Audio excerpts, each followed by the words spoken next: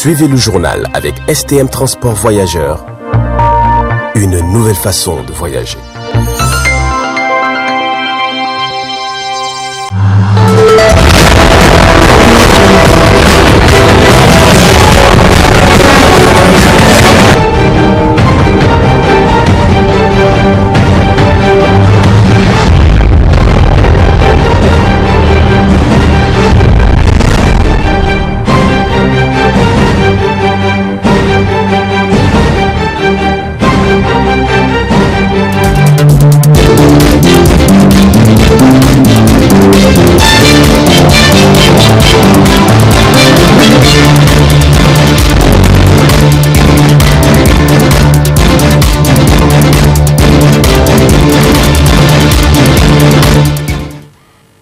Messieurs, dames, bienvenue à cette édition du soir sur la télévision Tambara.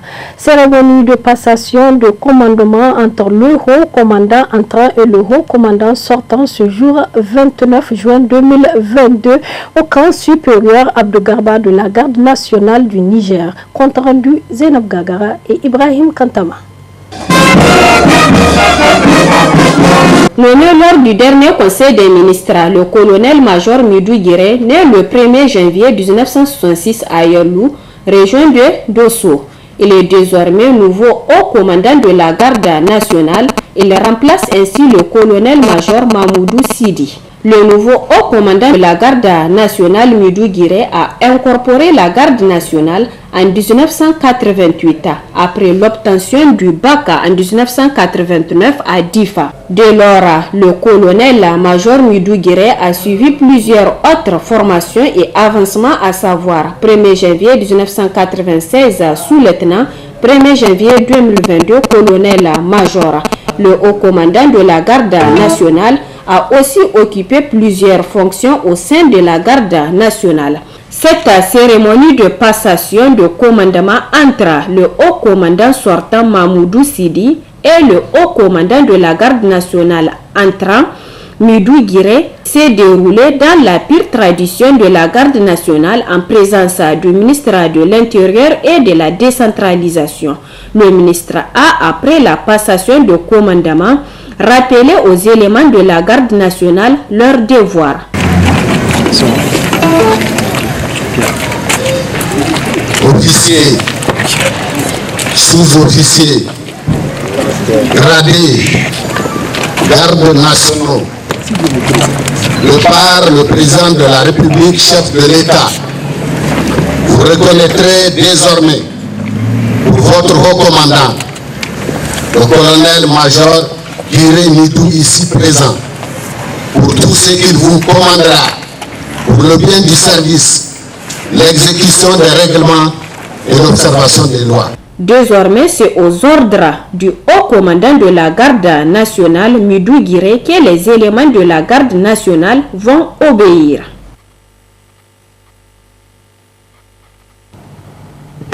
Le ministère de l'Élevage a servi de cadre cet après-midi à un point de presse relative à l'organisation du Hajj 2022 et c'est M. Tidjani Idrissa Abdelkader qui est le porte-parole du gouvernement. Suivez plutôt. Le Hajj 2022 s'organise dans un contexte assez particulier du fait qu'en 2020 et en 2021, le Hajj n'a pas pu être organisé du fait de la pandémie de la Covid-2019. Ceci a fait qu'il y a eu beaucoup de pèlerins qui ont voulu déjà en 2020 faire ce pèlerinage, qui n'ont pas pu le faire. En 2021, la même chose. Et à cela viennent s'ajouter les pèlerins de 2022. L'autre élément important également, c'est que du fait toujours de cette pandémie, cette année, l'Arabie Saoudite a fait le choix de limiter drastiquement le nombre de pèlerins. Au niveau mondial, c'est au total 1 million de pèlerins seulement qui ont été retenus. Et sur ce million, le Niger n'a eu que 7194 places exactement. Ce sont donc ces 7194 pèlerins qui ont pu s'inscrire sur la plateforme d'organisation donc de ce Hajj, qui ont été inscrits et donc par les différentes agences de voyage. Sur ces 7194, à l'heure où je vous parle, 6870 pèlerins ont eu leur visa. Il reste encore 324 qui sont en cours d'obtention de visa et la procédure suit son cours normalement, et nous pensons que très rapidement, en tout cas dans les heures qui suivent, ces autres pèlerins, ces 300 autres pèlerins auront également leur visa. Je voudrais dire aussi que l'inquiétude essentielle est relative au transport. Le COVO avait fait un premier planning qui malheureusement a accusé un retard. Mais il faut retenir que le premier vol a été organisé le vendredi 24 juin. Et plusieurs autres vols ont suivi. À l'heure où je vous parle, en tout cas cet après-midi, puisque nous attendons cet après-midi l'arrivée d'un avion, nous aurons enregistré le départ de 1973 pèlerins sur les 7194. Il va nous rester 4068 pèlerins exactement. L'avion qui arrivera, s'il n'est pas déjà arrivé, puisqu'il est initialement prévu pour être là à 16 h, va transporter à partir donc de ce soir 319 pèlerins. Cet appareil fera 7 rotations. Ensuite, à partir de demain, nous attendons l'arrivée d'un second appareil qui a une capacité de 560 places. Cet appareil aussi va rester et faire la rotation, précisément 5, ce qui, lorsque vous faites le cumul, nous permettra d'acheminer la totalité de nos pèlerins au lieu saint. Je voudrais, au nom du gouvernement, rassurer les pèlerins, rassurer les familles des pèlerins et rassurer l'ensemble des Nigériens que toutes les dispositions sont en train d'être prises pour que le Hajj 2022 soit une réussite totale.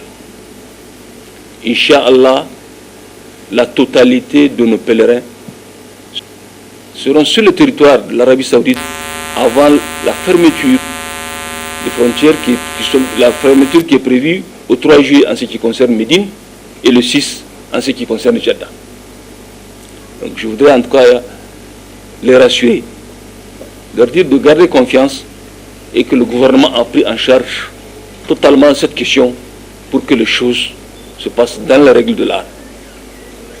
Les plus hautes autorités de notre pays se sont impliquées pour que nous puissions réussir ce Hajj que nous n'avons pas pu organiser en 2020 et en 2021.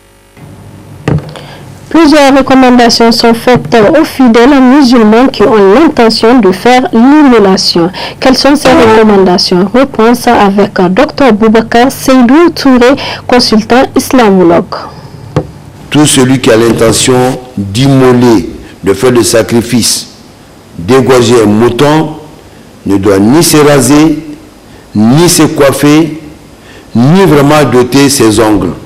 Donc, que ce soit les hommes ou les femmes. Une femme qui a l'intention de faire ce sacrifice ne doit pas se tresser, ne doit pas couper ses ongles et ne doit pas enlever aucun poil sur elle. Donc, et surtout, il faudra savoir que vraiment, le prophète nous a dit que vraiment, nous devons vraiment garder ces choses-là parce que ce sont de rajouts sur la balance des animaux que nous allons égorger. Et en dehors de ça, maintenant, comment immoler?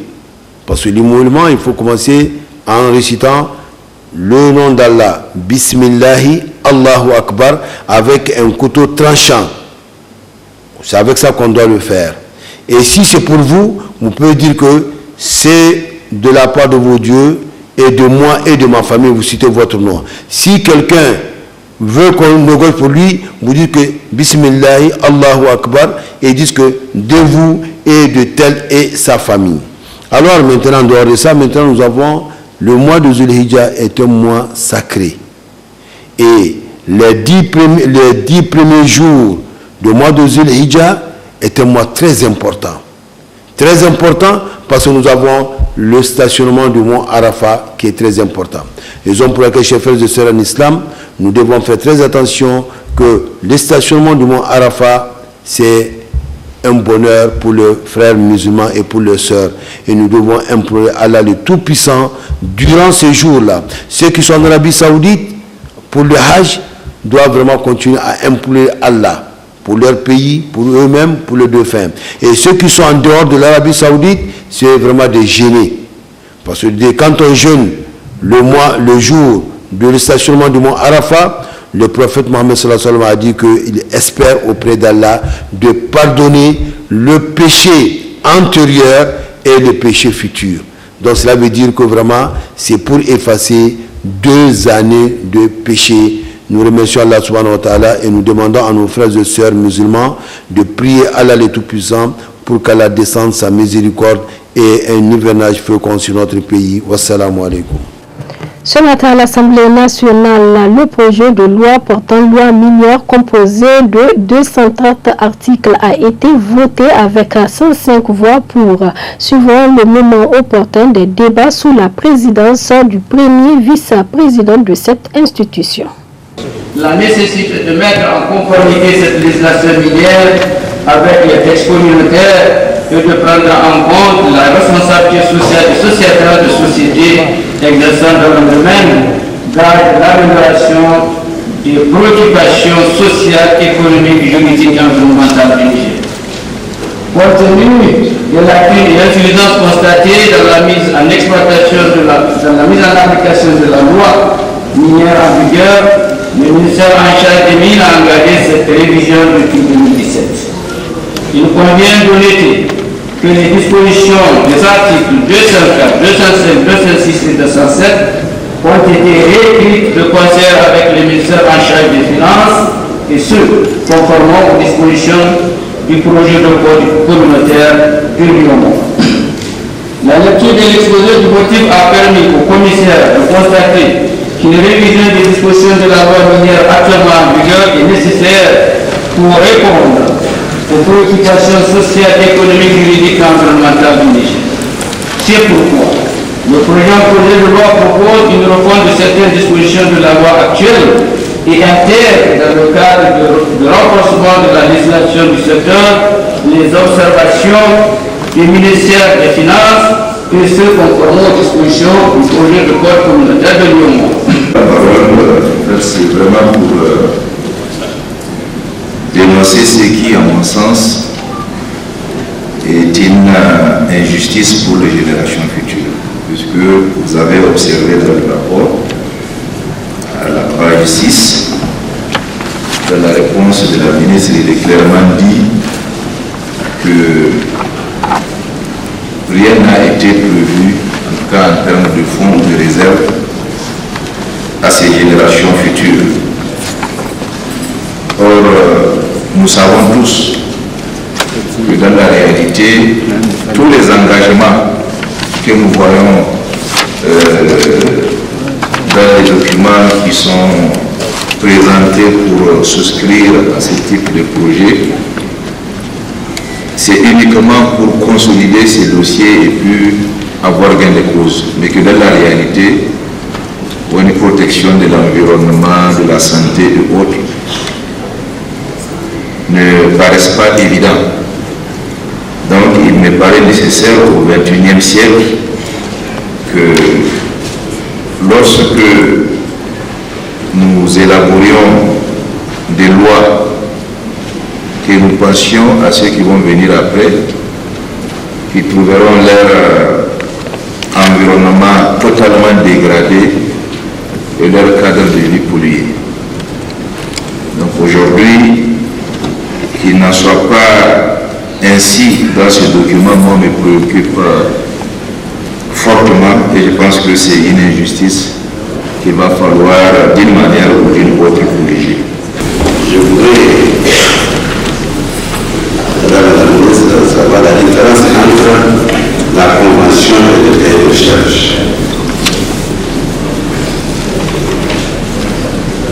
Vous savez, la zone du Gado est aujourd'hui infestée de terroristes. Ce qui doit seulement pas favoriser la recherche et l'exploitation de l'or dans cette zone. Qu'est-ce qui est prévu dans ce projet de loi pour sécuriser les sociétés qui travaillent? Enfin, je voudrais aussi demander au gouvernement de mettre l'accent sur le transfert de technologie et le renforcement des capacités du personnel des mines, afin que dans un avenir proche, de 10 ans, peut-être au maximum, que les minières soient capables d'explorer son sous-sol et d'extraire ses minerais. Quels sont en fait les permis qui peuvent être donnés ou pas dans les réserves? Et aussi la précision par rapport à la limite de ces réserves-là. La limite des réserves, pour que les gens connaissent effectivement la limite de ces réserves. Et le troisième point, c'est comment informer les populations qui vivent dans les réserves et les collectivités locales par rapport aux permis qui sont donnés et des modifications éventuelles, en tout cas de ces réserves, pour qu'ils aient des personnes au même niveau d'information et éviter des interprétations peut-être qui ne sont pas vraies. Donc il est important que ces éléments soient bien expliqués et portés au niveau des populations concernées. Lorsqu'on regarde ces documents, on voit surtout à la page 71 les dispositions du code du travail sur l'hygiène et la sécurité et la santé au travail. Donc là, ça concerne au moins le lieu du travail.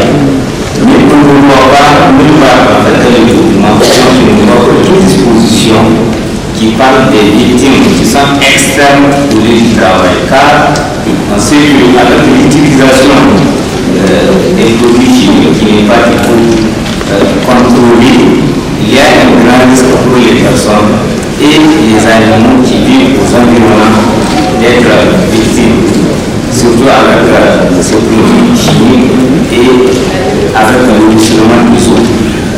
La deuxième question, c'est par rapport à la taxe, à la redevance superficielle annuelle. Donc, lorsqu'on donne une autorisation d'ouverture et d'exploitation des carrés, surtout les carrés de granit, on sait que cette redevance superficielle annuelle qui est liée au ministère des Mines, elle est de 1 000 francs le mètre carré. Et la taxe d'extraction pour les granites, elle est de 200 francs le mètre cube. Est-ce qu'aujourd'hui, c'est a connu un haussement ou bien c'est le même niveau? Pour Ensuite, des travaux de l'atelier de la conférence des postes des États de l'Afrique de l'Ouest, CEPAO, au palais de congrès de Niamey. Nous point avec Zainab Gagara sur les images de Abdoumouni Abdraman. Ouvert depuis le 27 juin 2022, l'atelier suivra la revue des projets 2021-2025 et définition des normes minimales de sécurité et de qualité de service. L'assise de cette troisième journée de la conférence des postes des États de l'Afrique de l'Ouest est centrée sur le développement de e-commerce. Les travaux de cette troisième journée porteront sur le développement du e-commerce. Notamment, vous savez que les postes sont des vecteurs indispensables pour le développement du e-commerce partout au monde. À cet effet, les postes de la CEDEAO ont réfléchi pour voir comment est-ce qu'ils peuvent créer une synergie dans ce sens. Ces réflexions vont dans la droite ligne de ce que les présidents de cette même zone ont réfléchi et mis en place à travers la zone de libre-échange dite zone ZLECAf. Donc tout au long de cette journée, les postes de la CPAO vont réfléchir et doubler d'ingéniosité pour voir comment permettre à nos produits d'être connus et d'être accessibles non seulement dans la zone de la CEDEAO et accessibles aussi sur le plan mondial. Cet atelier offre aussi une opportunité aux postes de la CPAO.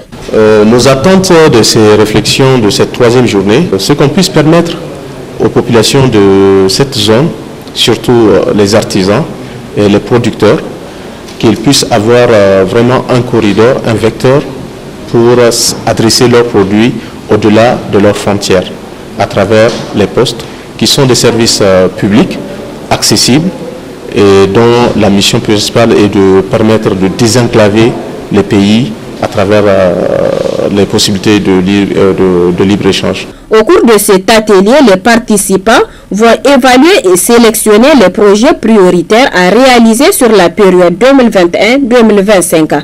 Il s'agira aussi d'échanger sur les courriers transfrontaliers. Place à présent la partie magazine de cette édition réservée à un grand reportage. Dans le district de Madawa, région de Tawa, 721 cas de rougeole a été enregistré avec un décès du 1er janvier au 27 mars 2022. La déclaration a été faite par Abbas Magaji, épidémiologiste au district sanitaire de Koni le 29 mars 2022 à l'ANP. Dans cette région, Médecins sans frontières œuvre aux côtés des autorités sanitaires pour lutter contre la propagation de cette maladie. Une de nos équipes en mission à Madawa s'est rendue au CSI de Takorka dans la commune de Bangui où Médecins sans frontières mène une campagne de vaccination contre la rougeole aux côtés des autorités sanitaires. Bonne réception. Le Niger est l'un des pays qui est en proie aux épidémies chaque année, notamment celle de la rougeole. En 2022, on a commencé à enregistrer des cas de rougeole depuis le début de l'année. Dans la région de Tawa, du 3 au 24 avril, 1590 cas ont été enregistrés. Dans le rapport des maladies à déclaration obligatoire, il a été officiellement rapporté que le district sanitaire de Madawa, qui est l'un des plus peuplés, a été également affecté par l'épidémie de la rougeole. Pour faire face à la situation et appuyer le ministère de la Santé dans le district sanitaire de Madawa dans la lutte contre la propagation de l'épidémie et réduire la morbide mortalité liée à cette maladie, Médecins sans frontières et le district sanitaire de Madawa ont organisé une campagne d'urgence de vaccination rougeole. Selon Médecins sans frontières, toutes les aires de santé de la commune de Madawa ont été vaccinées, avec un taux de couverture vaccinale de 95%. Au total, 32 242 enfants ont reçu leur vaccin du 19 au 24 mai. Un dépistage systématique de la malnutrition a été effectué. 194 enfants étaient en situation de malnutrition sévère et 586 modérés. Dr Yanni Boni, coordinateur médical des urgences pour Médecins sans frontières, explique la réponse de l'organisation sur le terrain. Cette vaccination a commencé le 19 par la commune de Madawa. Ensuite, nous Maintenant, nous avons commencé les communes de Bangui et d'Azarou qui vont être combinées. Et enfin, nous terminerons par les communes de Sabinguida et de Ghana. Donc, ce qui est mener jusqu'au vers le 22 le 22, avec une cible de plus ou moins 135 561 enfants, mais de 6 mois à 59 mois sur tout le district sanitaire. Et sur les 2 communes déjà vaccinées, nous avons atteint 52% de la cible, c'est-à-dire à peu près 71 400 enfants. Et avec une couverture vaccinale sur la commune de Madawa à 95% et sur la commune de Ounou à 160%. Selon toujours le coordinateur médical des urgences de Médecins sans frontières à Madawa, la vaccination est accompagnée d'activités de distribution de kits de médicaments pour traiter les cas simples de la rougeole. Nous avons aussi soutenu un ensemble de 5 CSI qui ont reçu des kits de médicaments pour traiter les cas simples de rougeole. Donc c'est ça essentiellement que nous avons fait à côté de la vaccination, la prise en charge des cas simples. Nous avons distribué à peu près un total de 200 kits pour le traitement d'à peu près 2000 cas simples, sachant qu'un kit sert à la prise en charge du cas simple. Donc 200 ici, ça nous fait 2060 cas. 2060 cas simples, c'est ce qui a été distribué au niveau des CSI que nous avons rapproché. Je pense que le ministère est très bien passé parce que sur les 2 communes que nous sommes passés, nous avons pu constater que partout où nous sommes passés, nous étions entendus. Les communautés savaient que nous venions, elles attendaient notre passage et elles sont favorablement répondues. Je pense que les couvertures vaccinales en témoignent. Dans la commune de Bangui, au CSI de Takwaka, avant de lancer cette campagne d'urgence de vaccination contre la rougeole, plusieurs activités ont été menées par les équipes de Médecins sans frontières. Pour Sabo Amadou, responsable des activités information, éducation, communication, Médecins sans frontières à Madawa, cela a permis d'obtenir de bons résultats. Donc pour les préparatifs, il y avait eu des préparations avant la vaccination. 3 jours avant, les jeunes devaient en termes de sensibilisation pour essayer d'avoir une mobilisation sociale réussie pour une vaccination réussie. Après la rencontre avec ces leaders-là de la mairie, on a rencontré le groupement des femmes, les associations de jeunes, les relais communautaires, l'organisation de crieurs publics aussi dans le cadre de la promotion donc, de cette vaccination. Le résultat est satisfaisant parce que c'est une synergie. Et là veut dire quoi? Il y a un réseau des acteurs communautaires qui est là et qui est activé pendant cette vaccination. Nous avons l'expérience par exemple du CSI de la commune de Wourlou où on a arrêté plus de 161% et ça grâce à cette mobilisation des acteurs impliqués. Comme en témoigne, ces 2 mères âgées respectivement de 22 et 45 ans, Nefis et Zouera habitent dans la même cour. Elles ont décidé de ne pas rater cette campagne d'urgence de vaccination rougeole. Nos 2 mamans en ont entendu parler lors des séances de sensibilisation faites par les agents promoteurs de Médecins sans frontières. Cette maladie peut causer des troubles visuels ou même la mort de l'enfant. Je n'ai jamais vu de mes propres yeux, mais j'entends parler de cela, car ce n'est pas bon pour l'enfant. Ah oui, j'ai peur. C'est pour cette raison que je préfère prévenir avec le vaccin. C'est Médecins sans frontières qui nous a sensibilisés à venir faire vacciner nos enfants. On nous a appelés à venir faire vacciner nos enfants. Mon enfant a reçu le vaccin. Ah oui, la rougeole, elle peut provoquer des lésions graves de la peau et même rendre handicapé, avec des problèmes d'audition et des troubles visuels. Ah, c'est la raison pour laquelle j'ai amené mon enfant pour le faire vacciner et le prévenir de la maladie. Dans la déclaration de l'épidémie de rougeole par les autorités sanitaires, Midira Abou Hamadou, responsable CSI Takwaka, situé dans la commune de Bangui. Médecins sans frontières a disponibilisé les moyens matériels, financiers et ressources humaines. Maintenant, avec le partenaire MSF, en haute collaboration avec le superviseur de MSF, on a pu assez visiter les sites où il y a eu assez de cas on les a pris en charge, aussi avec l'appui de MSF dans le cadre de la prise en charge. Ils nous ont octroyé des kits de prise en charge de ces cas de maladie et des accompagnements avec leurs superviseurs sur le terrain. Et en même temps, avec sa collaboration, elle a intégré les relais ICCM, toujours dans la recherche active de ces cas de rougeole. Selon Dr Yanni Bouni, coordinateur médical des urgences pour Médecins sans frontières à Madawa, avec la saison pluvieuse qui s'installe, le pic parmi la nutrition s'annonce. Il déclare que les équipes de Médecins sans frontières se préparent pour faire face à un éventuel afflux de patients qui pourrait arriver et se positionnent également pour une éventuelle crise nutritionnelle. Au-delà de l'hôpital, Médecins sans frontières travaillera avec les relais communautaires afin de donner un support et continuer l'excellente collaboration entre le ministère de la Santé publique et l'organisation.